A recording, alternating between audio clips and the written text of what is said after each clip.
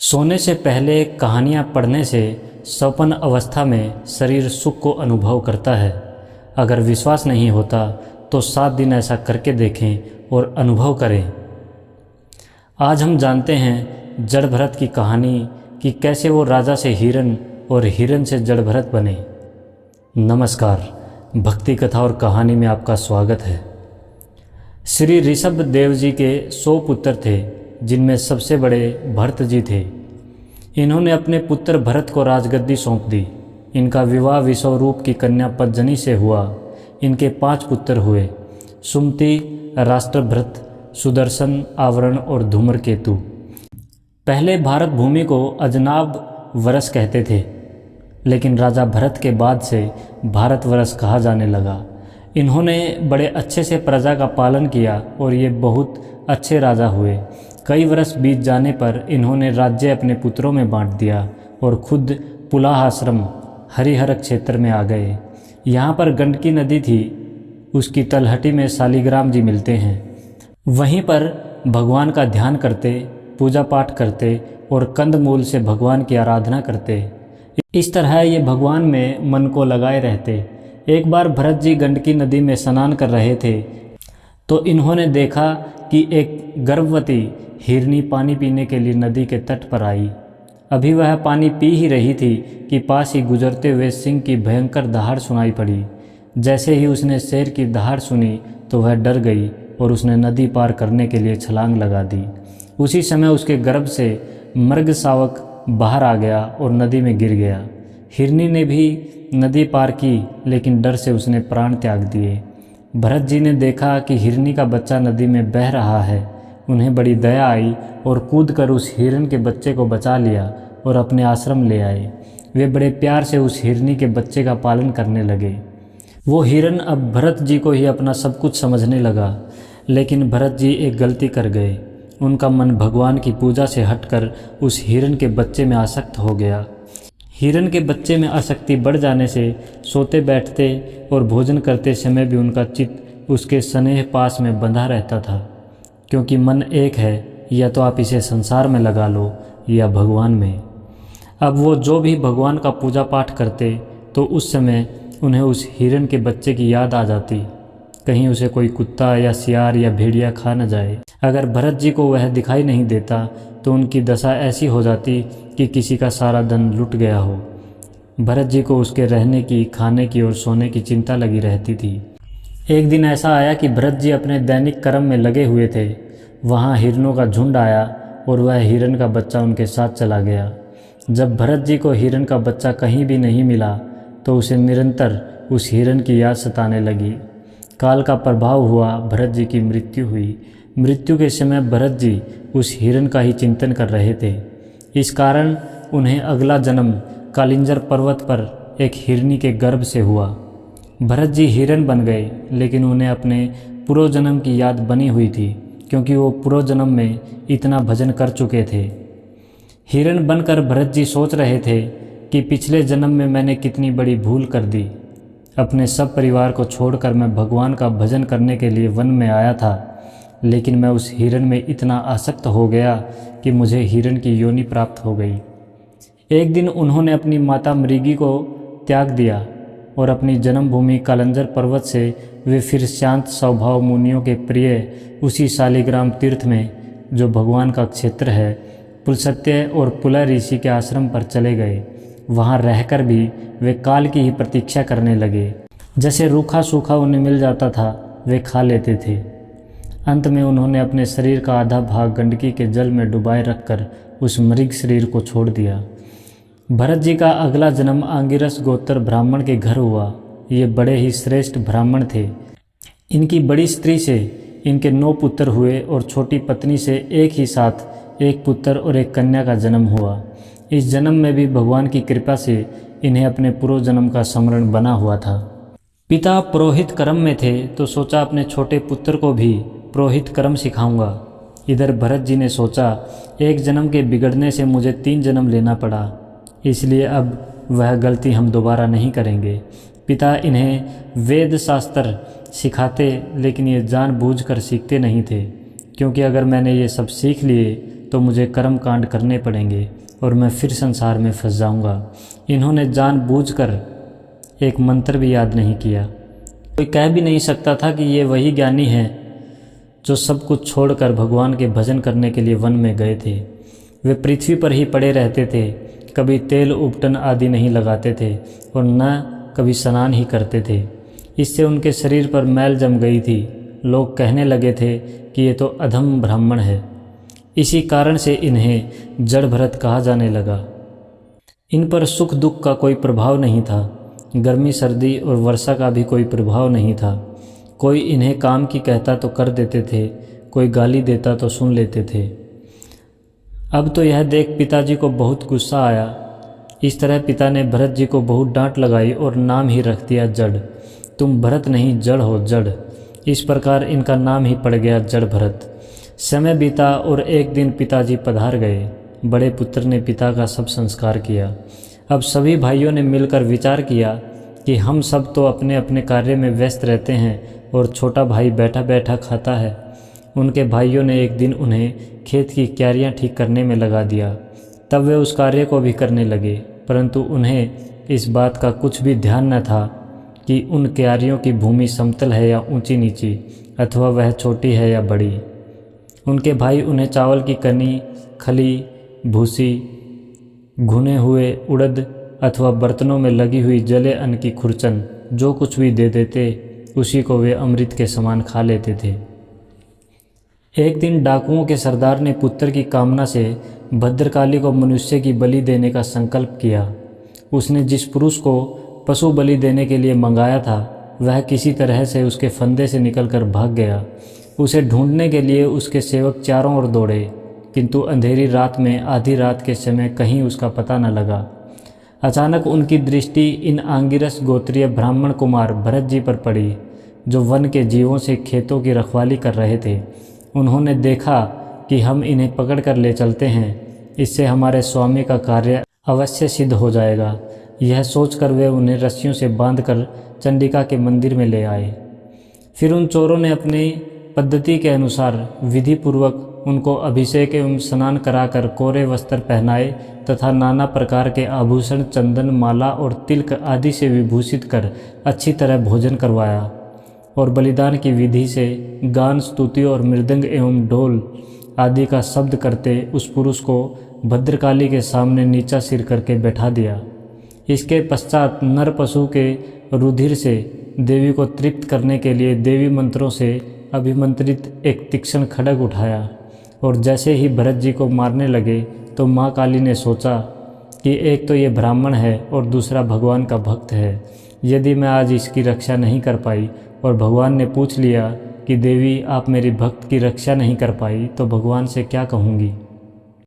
इसलिए यह भयंकर कुकर्म देखकर देवी भद्रकाली के शरीर में अति दुस्सह भ्रम तेज से दात होने लगा और वे एकाएक मूर्ति को फोड़कर प्रकट हो गई। उन्होंने क्रोध से तड़क कर बड़ा भीषण अट्टहास किया और उछलकर उस अभिमंत्रित तलवार से ही उन सारे पापियों के सिर उड़ा दिए और अपने गणों के सहित उनके गले से बहता हुआ गरम गरम रुधिर रूप आसव पीकर अति उन्मत्त हो ऊंचे स्वर से गाती और नाचती हुई उन सिरों को ही गेंद बनाकर खेलने लगी। इस तरह माँ काली ने भरत जी की प्राण की रक्षा की। फिर भरत जी महाराज अब यहाँ से भी आगे चल दिए। एक बार सिंधु सोवीर देश का स्वामी राजा रहुगण पालकी पर सवार होकर कपिल भगवान के पास आश्रम जा रहा था। मार्ग में उन्हें पालकी साधने वाले एक कहार की कमी महसूस हुई। जब सेवक कहार की खोज करने निकले तो उन्हें यही भरत जी मिल गए और इन्हें पकड़कर पालकी उठाने में लगा दिया। वे बिना कुछ बोले ही चुपचाप पालकी को उठाकर चलने लगे। जड़ भरत महाराज पृथ्वी पर रेंगने वाले जीवों को बचाकर चल रहे थे, जिस कारण से पालकी हिल रही थी। राजा रहुगण ने पालकी उठाने वालों से कहा, अरे कहारो, अच्छी तरह चलो, पालकी को इस प्रकार ऊंची नीची करके क्यों चलते हो। कहारों ने सोचा, अगर हमने ये नहीं बताया कि जो नया पालकी उठाने वाला है उसके कारण सब गड़बड़ हो रही है तो महाराज हमें ज़रूर दंड देगा। उन्होंने राजा से कहा कि महाराज, अभी नया कहार पालकी में लगाया है जो कभी धीरे चलता है कभी जल्दी। हम लोग इसके साथ पालकी नहीं ले जा सकते। राजा रघुगण ने सोचा, संसर्ग से उत्पन्न होने वाला दोष एक व्यक्ति में होने पर भी उससे संबंध रखने वाले सभी पुरुषों में आ सकता है, इसलिए यदि इसका प्रतिकार न किया जाए तो धीरे धीरे ये सभी कहार अपनी चाल बिगाड़ लेंगे। ऐसा सोचकर राजा रघुगण को कुछ क्रोध आया। राजा गुस्से में कहने लगा, बड़े दुख की बात है, अवश्य ही तुम बहुत थक गए हो। इतनी दूर से तुम अकेले ही बड़ी देर से पालकी ढोते चले आ रहे हो। तुम्हारा शरीर भी तो विशेष मोटा ताज़ा और हट्टा कट्टा नहीं है, और मित्र बुढ़ापे ने अलग तुम्हें दबा रखा है। ऐसा सुनकर भी भरत जी ने राजा का कुछ भी बुरा न माना और चुपचाप पालकी को लेकर चलते रहे। लेकिन भरत जी महाराज अब भी अपनी चाल में चले जा रहे थे। चलते चलते रास्ते में एक लंबी चींटियों की लाइन भरत जी को दिखाई दी। कहीं चींटियों पर पैर न पड़ जाए, उन्होंने एक छोटी सी छलांग लगाई, और जैसे ही छलांग लगाई तो राजा का सर पालकी से टकराया और राजा गुस्से से आग बबूला हो गया। राजा कहता है, तू जीते जी मरे के समान है, तू सर्वथा प्रमादी है, तुझसे ये पालकी का भार नहीं उठाया जा रहा है। जैसे यमराज जन समुदाय को उसके अपराधों के लिए दंड देते हैं, उसी प्रकार मैं भी अभी तेरा इलाज किए देता हूँ, तब तेरे होश ठिकाने आ जाएंगे। अपने अभिमान के कारण राजा अनाप शनाप बकने लगा। भरत जी ने सोचा कि एक तो ये मुझसे सेवा करवा रहा है और दूसरा गाली भी दे रहा है, तो मैं इसे थोड़ा ज्ञान दे दूं। जड़ भरत ने कहा, राजन, तुमने जो कुछ कहा वह एकदम सच है, लेकिन यदि भार नाम की कोई वस्तु है तो ढोने वाले के लिए है, यदि कोई मार्ग है तो वह चलने वाले के लिए है, मोटापन भी उसी का है। यह सब शरीर के लिए कहा जाता है, आत्मा के लिए नहीं। ज्ञानी जन ऐसी बात नहीं करते। आधि, व्याधि, भूख, प्यास, भय, कलह, इच्छा, बुढ़ापा, निद्रा, प्रेम, क्रोध, अभिमान और शोक, ये सब शरीर को लगते हैं, इसका आत्मा से कोई लेना देना नहीं है। भूख और प्यास प्राणों को लगती है, शोक और मोह मन में होता है। तुम राजा हो और मैं प्रजा। प्रजा का काम है वो राजा की आज्ञा का पालन करें, लेकिन तुम सदा के लिए राजा नहीं रहोगे और मैं सदा के लिए प्रजा नहीं रहूँगा। तुम कह रहे हो कि मैं पागल हूँ और मेरा इलाज तुम कर दोगे। मुझे शिक्षा देना ऐसे होगा जैसे कोई किसी वस्तु को पीस दे और तुम आकर उसे दोबारा पीस दो। मैं तो पहले ही पिसा हुआ हूँ, तू मुझे क्या मारेगा, तू मुझे क्या पीसेगा। जब जड़ भरत यथार्थ तत्व का उपदेश करते हुए इतना उत्तर देकर मौन हो गए, फिर राजा ने सोचा ये कोई ज्ञानी पुरुष है, और राजा पालकी से उतर पड़ा। उसका राजमद सर्वथा दूर हो गया और वह उनके चरणों में सिर रखकर अपना अपराध क्षमा कराते हुए इस प्रकार कहने लगा, आप कोई श्रेष्ठ ब्राह्मण हैं? क्या आप दत्तात्रेय आदि अवधूतों में से कोई हैं? आप किसके पुत्र हैं? आपका कहाँ जन्म हुआ है और यहाँ कैसे आपका पदार्पण हुआ है? यदि आप हमारा कल्याण करने पधारे हैं तो क्या आप साक्षात सत्व मूर्ति भगवान कपिल जी ही तो नहीं हैं? मुझे इंद्र के वज्र का कोई डर नहीं है, न मैं महादेव जी के त्रिशूल से डरता हूँ और न यमराज के दंड से। मुझे अग्नि, सूर्य, चंद्र, वायु और कुबेर के अस्त्र शस्त्रों का भी कोई भय नहीं है, परंतु मैं ब्राह्मण कुल के अपमान से बहुत ही डरता हूँ। मेरे द्वारा किसी ब्राह्मण का अपमान न हो जाए। आप कृपा करके बताइए कि आप कौन हैं? मैंने आप जैसे संत पुरुष का अपमान किया, मैंने आपकी अवज्ञा की। अब आप ऐसी कृपा दृष्टि कीजिए जिससे इस साधु अवज्ञा रूप अपराध से मैं मुक्त हो जाऊं। जड़ भरत कहते हैं कि यह माया में मन संसार चक्र में छलने वाला है। जब तक यह मन रहता है तभी तक जागृत और स्वप्न अवस्था का व्यवहार प्रकाशित होकर जीव का दृश्य बनता है। इसलिए पंडित जन मन को ही संसार में बंधने का और मोक्ष पद का कारण बताते हैं। विषयासक्त मन जीव को संसार संकट में डाल देता है। विषयहीन होने पर वही उसे शांति में मोक्ष पद प्राप्त करा देता है। जिस तरह घी से भीगी हुई बत्ती को खाने वाले दीपक से तो धुएं वाली शिखा निकलती रहती है और जब घी समाप्त हो जाता है, उसी प्रकार विषय और कर्मों से आसक्त हुआ मन तरह तरह की वृत्तियों का आश्रय लिए रहता है और इनसे मुक्त होने पर वह अपने तत्व में लीन हो जाता है। 5 कर्म इंद्रियां, 5 ज्ञान इंद्रियां और एक अहंकार, ये 11 मन की वृत्तियां हैं तथा 5 प्रकार के कर्म, 5 तन्मात्र और एक शरीर, ये 11 उनके आधारभूत विषय हैं। गंध, रूप, स्पर्श, रस और शब्द, ये 5 ज्ञान इंद्रियों के विषय हैं। मल, त्याग, संभोग, गमन, भाषण और लेना देना आदि व्यापार, ये 5 कर्म इंद्रियों के विषय हैं। तथा शरीर को यह मेरा है इस प्रकार स्वीकार करना अहंकार का विषय है। कुछ लोग अहंकार को मन की 12वीं वृत्ति और उसके आश्रय शरीर को 12वां विषय मानते हैं। ये मन की 11 वृत्तियाँ द्रव्य, स्वभाव, आशय, कर्म और काल के द्वारा सैकड़ों, हजारों और करोड़ों भेदों में परिणीत हो जाती हैं, किंतु इनकी सत्ता अक्षेत्रज्ञ आत्मा की सत्ता से ही है, स्वतः या परस्पर मिलकर नहीं है। जब तक मनुष्य ज्ञान के द्वारा इस माया का तिरस्कार कर सबकी आसक्ति छोड़कर तथा काम, क्रोध आदि 6 शत्रुओं को जीतकर आत्म तत्व को नहीं जान लेता, और जब तक वह आत्मा के उपाधि रूप मन को संसार दुख का क्षेत्र नहीं समझता, तब तक वह इस लोक में यों ही भटकता रहता है। क्योंकि चित्त उसके शोक, मोह, रोग, राग, लोभ और वैर आदि के संस्कार तथा ममता की वृद्धि करता रहता है। यह मन ही तुम्हारा बड़ा बलवान शत्रु है। तुम्हारी उपेक्षा करने से इसकी शक्ति और भी बढ़ जाती है। इसलिए तुम सावधान होकर श्री गुरु और हरि के चरणों की उपासना के अस्त्र से इसे मार डालो। राजा रहुगण ने कहा, मैं आपको नमस्कार करता हूँ। जिस प्रकार ज्वर से पीड़ित रोगी के लिए मीठी औषधि और धूप से तपे हुए पुरुष के लिए शीतल जल अमृत तुल्य होता है, उसी प्रकार मेरे लिए, जिसकी विवेक बुद्धि को देहाभिमान रूप विषैले सर्प ने डस लिया है, आपके वचन अमृतमय औषधि के समान है। आपने कहा था कि भार नाम की अगर कोई चीज़ है तो उसका संबंध केवल देह तक सीमित है, आत्मा से कोई संबंध नहीं है। ये बात मेरी समझ में नहीं आई है। आपके ऊपर पालकी रखी हुई है तो आपको भार लगेगा, और यदि आपके शरीर को भार का अनुभव होगा तो उसे आत्मा भी अनुभव करती होगी ना। फिर राजा कहता है कि तुमने कहा कि सुख दुख का अनुभव आत्मा नहीं करती है, लेकिन मैंने युद्ध में खुद को थकते हुए देखा है। मैं आपको एक उदाहरण देता हूँ। एक पात्र बर्तन है, बर्तन में पानी है और पानी में चावल है। अगर हम उसे अग्नि पर चढ़ाएंगे तो पहले अग्नि पात्र को गर्म करेगी, फिर पानी गर्म होगा और फिर चावल गल जाएगा, क्योंकि सभी एक दूसरे के संपर्क में है।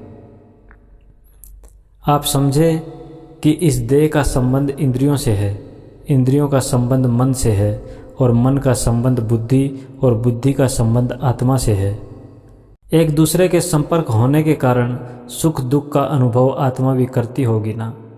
राजा की इस बात को सुनकर जड़भरत हंसे और बोले, राजन, एक और तू तत्व को जानना चाहता है और दूसरी ओर इस व्यवहार जगत को सत्य मान बैठा है। जैसे तूने अपनी बात रखी है, इसी तरह से मैं भी अपनी बात रख देता हूँ। तूने कहा कि एक बर्तन है, बर्तन में जल है, जल में चावल है, और जब हम अग्नि पर उसे चढ़ाते हैं तो पहले अग्नि उस पात्र को गर्म करती है, फिर पानी गर्म होता है और फिर चावल गल जाते हैं। लेकिन अगर उस पात्र में चावल की जगह एक पत्थर का टुकड़ा डाल दें तो क्या वह अग्नि उस पत्थर को जला सकती है, गला सकती है? राजा ने कहा कि नहीं जला सकती है और ना ही गला सकती है।